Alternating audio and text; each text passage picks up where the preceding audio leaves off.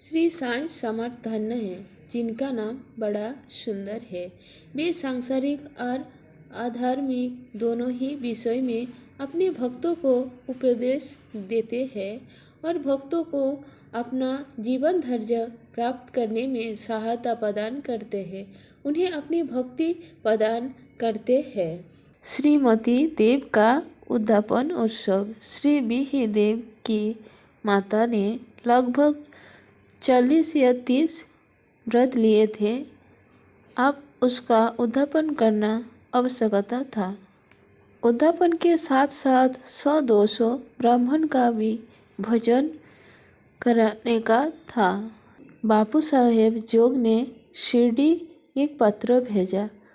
उसमें उन्होंने लिखा कि तुम मेरी ओर से श्री साईं बाबा को उद्यापन और भोजन में सम्मिलित होने के निमंत्रण दे देना और उन्हें प्रार्थना करना कि उनकी अनुपस्थिति में उत्सव अपूर्ण ही रहेगा।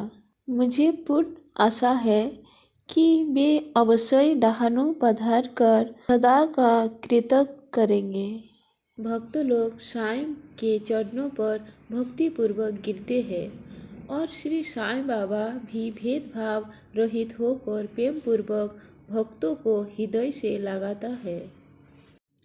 बापू साहेब जोग ने वह पत्र बाबा को पढ़ के सुना दिया। उसने श्री देव की कार्य व्यवस्था देखकर उसने कहा। श्री देव के घर के सामने तागों से उतरा।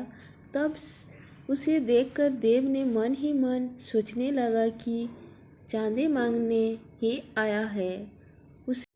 उसने श्री देव की कार्य व्यवस्था देखकर उसने कहा, श्रीमान, मैं चांदी के निमित्त नहीं वरन भोजन करने के लिए आया हूँ।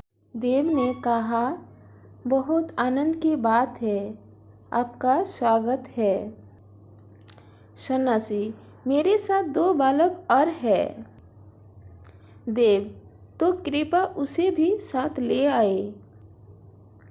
भोजन में अभी 2 घंटा का विलंब था, इसीलिए देव ने पूछा, यदि आज्ञा हो तो मैं किसी को उनको बुलाने को भेज दूं? सन्यासी, आप चिंता ना करें, मैं निश्चित समय पर उपस्थित हो जाऊंगा। देव ने उनसे दोपहर में पधारने को प्रार्थना किए। ठीक 12 बजे दोपहर को तीनों वहां पहुंचे और भोजन में सम्मिलित होकर भोजन करके वहां से चले गया। उत्सव समाप्त होने पर देव ने बापू साहेब जोग को पत्र में उलाहना देते हुए बाबा पर वचन भंग करने का आरोप लगाया। जोग वह पत्र लेकर बाबा के पास गया, परंतु पत्र पढ़ने के पूर्व ही बाबा उनसे कहने लगे, अरे, मैंने वहाँ जाने का वचन दिया था तो मैंने उसे धोखा नहीं दिया। उसे सूचित करो कि मैं अन्य 2 व्यक्ति के साथ भोजन में उपस्थित था, परंतु जब वह मुझे पहचानी ना सके तब निमंत्रण देने का कष्ट क्यों उठाया था। उसे लिखो कि उसे सोचा होगा कि वह सन्यासी चांदी मांगने आया है, परंतु क्या मैं उसका संदेह दूर नहीं कर दिया था कि 2 अन्य व्यक्तियों के साथ मैं भोजन के लिए आऊँगा?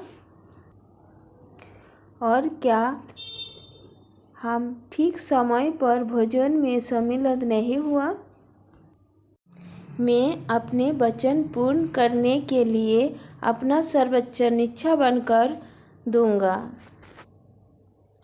जब भक्त आनंद भाव से सद्गुरु की शरण में आते हैं तभी उसे अनुभव होने लगता है कि उसके सब धार्मिक कृत्य उत्तम प्रकार से चल रहा है।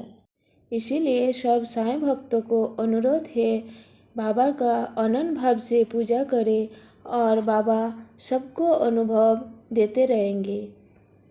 ओम साई राम, जय साई राम।